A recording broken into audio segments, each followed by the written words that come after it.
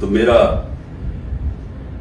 آخر میں اپنی عوام کو پیغام ہے، کیونکہ مجھے پتہ ہے بڑا مشکل ہے اور آپ گھبرائے ہوئے ہیں، آپ میں خوف پیدا کیا گیا، یہ جو باہر نکل کے کوئی تحریک انصاف کا نام سنتا اس کو جیل میں ڈال دیتے ہیں۔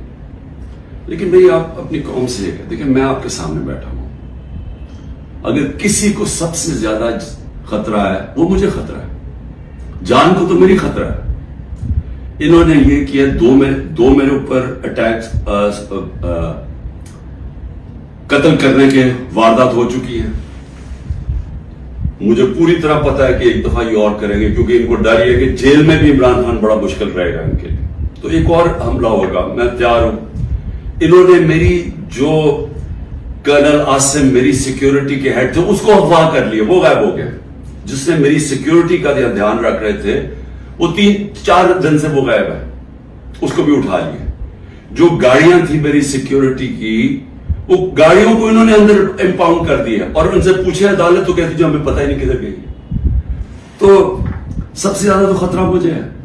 کیا آپ کو لگ رہا ہے کہ میں پیچھے ہٹوں گا؟ میں کیوں نہیں پیچھے ہٹوں گا؟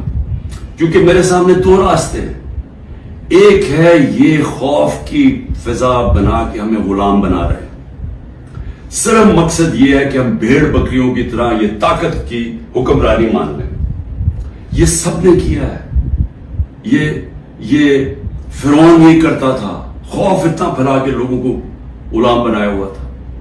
یہ یزید نے کیا تھا، کوفہ کے لوگوں کے اوپر اتنا اس کا خوف تھا اس کے ظلم کا کہ انہوں نے حضرت امام حسین کی مدد نہیں کی۔ اسلام کا سب سے بڑا جو تکلیف تھے ہر مسلمان کے لیے وہ ثانیہ ہونے دیا۔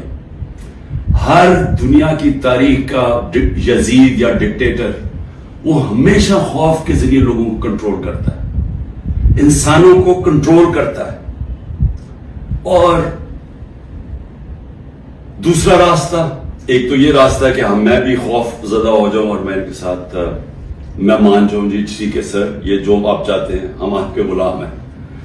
میں نے تو کبھی کسی کی غلامی کی نہیں ہے، میں تو لا الہ الا اللہ میں ماننے والا آدمی ہوں جس نے مجھے آزاد کیا ہوا ہے۔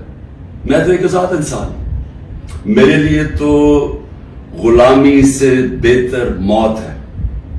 میں آج اپنی قوم کو یہ کہنا چاہتا ہوں کہ دیکھیں، اللہ نے جب آپ ہیں محمد مصطفیٰ محمد صلی اللہ علیہ وسلم کے امتی، جب انہوں نے آپ کو لا الہ الا اللہ کا کلمہ پڑھایا تھا تو انہوں نے آپ کو آزاد کیا تھا۔ کس چیز سے آزاد کیا تھا؟ سب سے بڑی آزادی ہوتی ہے انسان کی غلامی سے۔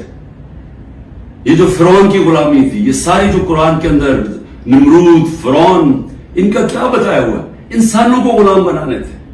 نبی صلی اللہ علیہ وسلم نے مدینہ میں انسانوں کو آزاد کیا تھا، اور ایک کہ سوائے اللہ کے کوئی خدا نہیں، آپ کو کسی کے سامنے نہیں جھکنا۔